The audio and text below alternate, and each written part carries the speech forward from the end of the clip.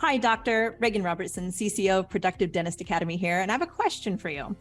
Are you finding it hard to get your team aligned to your vision, but you know you deserve growth just like everybody else? That's why we've created the PDA Productivity Workshop. For nearly 20 years, PDA workshops have helped dentists just like you align their teams, get control of scheduling, and create productive practices that they love walking into every day. Just imagine how you will feel when you know your schedule is productive, your systems are humming, and your team is aligned to your vision. It's simple, but it's not necessarily easy. We can help. Visit productivedentist.com/workshop. That's productivedentist.com/workshop to secure your seats now. If everyone showed up with these key characteristics, our day would run smoother, our patients would be happier, our business would be more productive and profitable. That's really all about setting the standard. Welcome to Investment Grade Practices Podcast, where we believe private practice dentists deserve to get the lifestyle today while building an asset for tomorrow. Join your host, Victoria Peterson, to design the practice of your dreams and secure your financial independence. Let's get started.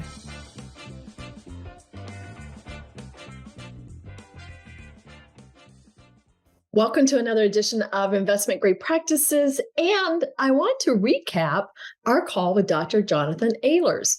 And I'm going to go back to the style where I interview an interesting client or guest in the industry and then break it down for you a little bit more. So we're going to go old school here, back to one of our original formats, because that conversation with Dr. Ehlers was so packed full of genuine goodness for all business owners. And I'm going to start with the conversation about setting the standard.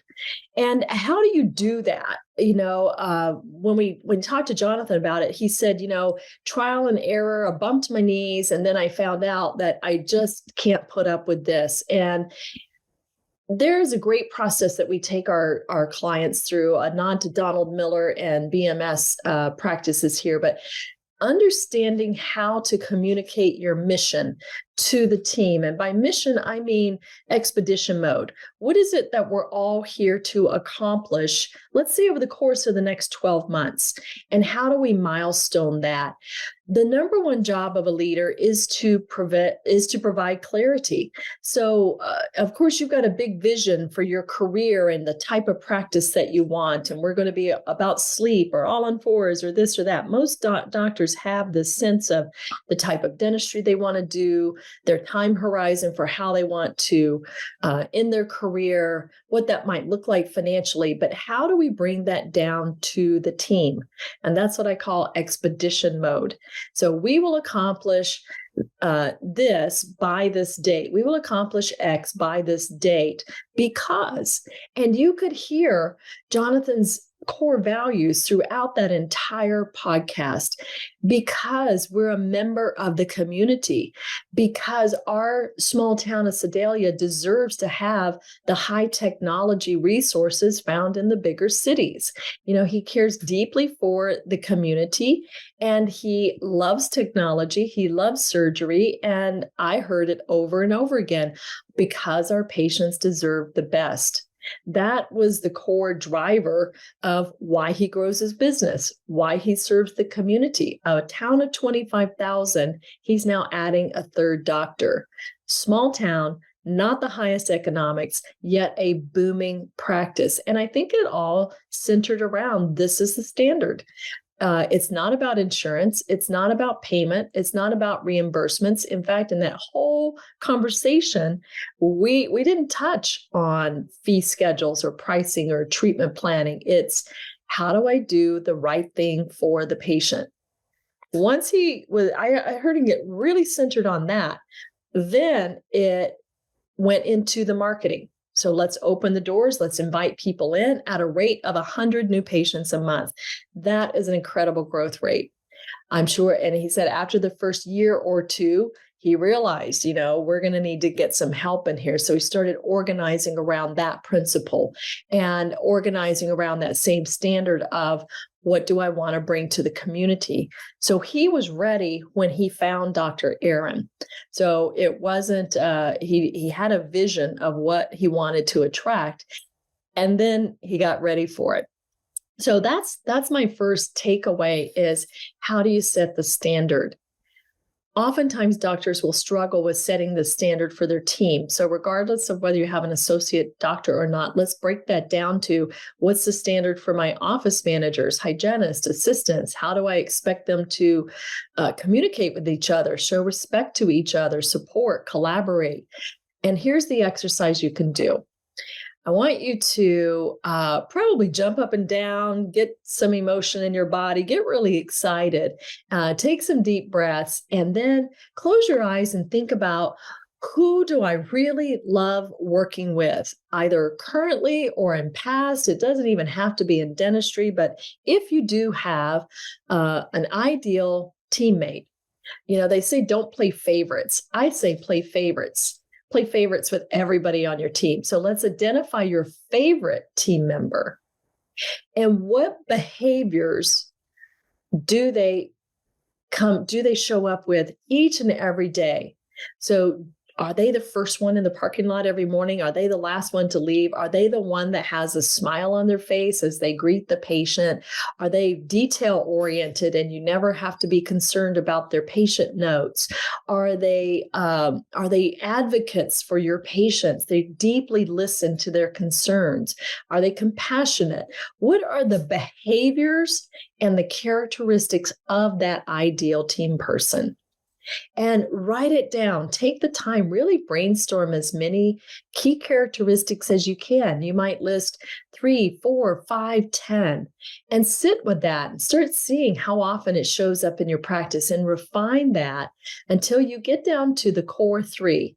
That if everyone showed up with these key characteristics, our day would run smoother, our patients would be happier, our business would be more productive and profitable. That's really all about setting the standard. You can also, once you do that, the world loves contrast. You'll start noticing when people are not living that. So it sounded like Jonathan found a few things. He's like, well, that's not working. So identify the things that aren't working and take those as training opportunities. Bruce often says, if it's stressing you, the patient, or the team, it's a training opportunity. Be willing to have the tough conversations. And that was part 2 of Jonathan's advice, was set the standard and then be willing to uphold the standard, which means noticing when it's not in place and having the conversations. If you've never read the book Crucial Conversations, now is a great time to get that on audio. Put your audibles in, jump on a treadmill, take a long run, and start listening to that type of communication skill building materials. There's plenty of it out there. So that's my first takeaway on how he's built an investment grade practice. I also want to put a pin on some of the great examples he gave of the 3 stages of a business lifestyle. We talk about that a lot at IGP, like, where are you? Are you in a stage of viability, predictability, or durability? And the viability, he gave you a huge clue. If you're scratch starting a practice, if you're bringing on a new service like airway, implants, Invisalign, some of those things, create a budget for that. This is either a product launch or a whole new business launch. If I'm bringing on an associate, that's launching an entirely new business. So put your business hat on, put the terminology around it and the gravity and the weight that it deserves. It's not like, yeah, we brought on an associate. Yeah, they're going to do some composites. You're going to get what you put into it. So make sure that you are geared up with a business plan before you bring on the associate. You've got a marketing budget that goes up behind it. If you're rolling out sleep apnea and airway, I see this happen a lot with doctors. You go to a class, you get certified, and you go, we're an airway office. And you go, great. Does the team know that? Well, probably not. I told them. But have you really blocked time to train the team on what does it mean to be an airway office? What is the role of the administrator? How do they educate the patient? Is there a different type of billing system? Maybe we're going into medical billing now, whereas it had been only dental billing. So what's the administrative component of that? How do dental hygienists help co-diagnose and screen for airway issues? When they find it, how do they educate them to what we can do about it? What's the assistance role and the technical parts of delivering on that care? So again, you're putting your business, at least that part, that's a product launch, that's a service launch, and you go back into the stage of viability saying, can we make this a viable, productive, profitable procedure in our practice? Without that type of thought process and working towards making new services predictable, they usually die on the vine. That's how all that technology ends up in the attic. So viability is all about proving the model. It's about the race to revenue, getting to 1,200 patients, getting to X number of predictable apnea cases, Invisalign cases, implant cases, whatever that is. Second stage, predictability. Love that piece of advice. Get outside help, whether it's PDA or some other coach, consultant, training group. There are so many systems and techniques available to you. You do not have to recreate the wheel, but you cannot grow and become predictable without systems. There should be a workflow, and every team member's work is contingent on the previous person. So if the person intaking forms doesn't get the correct Social Security numbers or insurance billing numbers, then when our insurance filer files, it gets rejected. So there's systems and quality assurance all throughout the practice. The patient journey, the patient experience, that is a system that can be trained, measured, and monitored. So if your systems are not predictable, if you're producing $8,000 today and $800 tomorrow, if team members are showing up, not showing up, if you've got a revolving door of employees, if you're not competitive winning the talent wars, then you're still in the viability stage. Things should be predictable. You should know team members are showing up. Patients are coming in on time. We have a system for filling the schedule if we have no-shows and cancellations. We're working on minimizing no-shows and cancellations. When the team takes accountability through the systems and processes, now we're starting to marry emotion and data. People are happy and it's predictable, and we're getting the results we want. The durability challenge. Didn't you love that story of being a dad and, taking the standard 1 week off? Because we don't think about the gentleman in this equation of parenthood. Moms get 6 weeks off, dads get a week. And he was right back at it. And he had grown this practice to the predictable stage, had an associate, and then thought, we're ready. And he tested durability. I think it's really great to stress test your practice. You don't have to have twins to do this. You could just consciously say to your team, I'm taking off the last 2 weeks of February, and my promise is that we're going to produce and collect the same amount. So let's template our schedule so that my production per hour is higher. We're seeing bigger, more complex cases in the month of February so that we don't crash our business. We don't inflate our overhead. They're scheduling. If you're a solo practitioner, you're scheduling templates and looking at it a year in advance and knowing when you're going to be out, when you want to take major breaks. And it's been my experience that burnout is real. There's stress and there's panic and anxiety if you're producing 400 an hour and your practice is under $1 million. That's stress and anxiety. Burnout comes when you're producing 700, 800, 900 an hour and you're not cutting back your time. The mental focus is so extreme to produce quality work, because at higher levels of productivity, there are very few remakes. You're spot on to perfection. Your systems are working, but your brain burns more glucose than other muscles and other organs in your body. So the amount of focus, you really do need a break every six weeks, 8 weeks.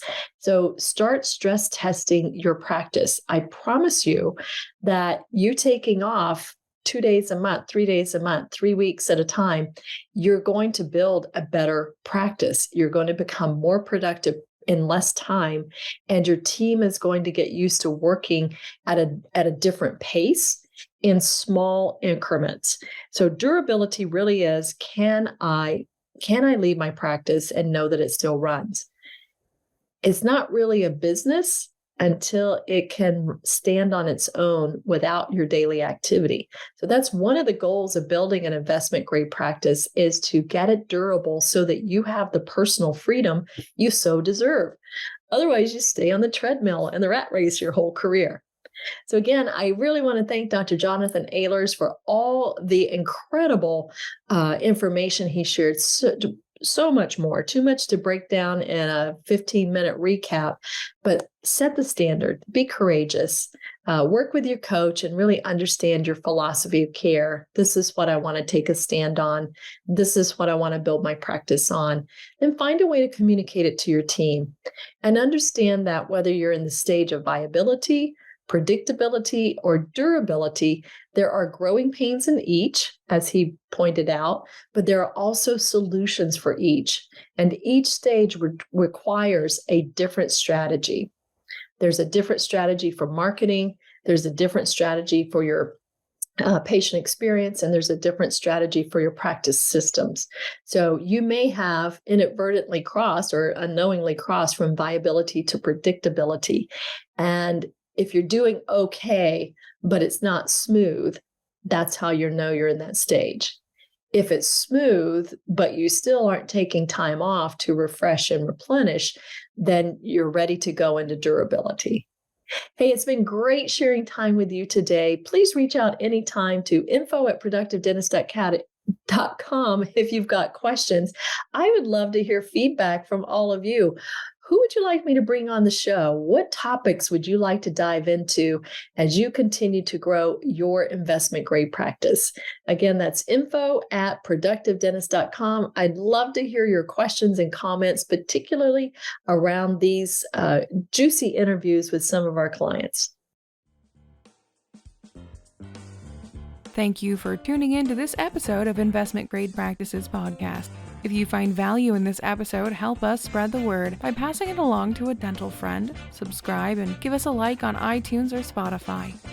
Learn more about building your investment grade practice at productivedentist.com today.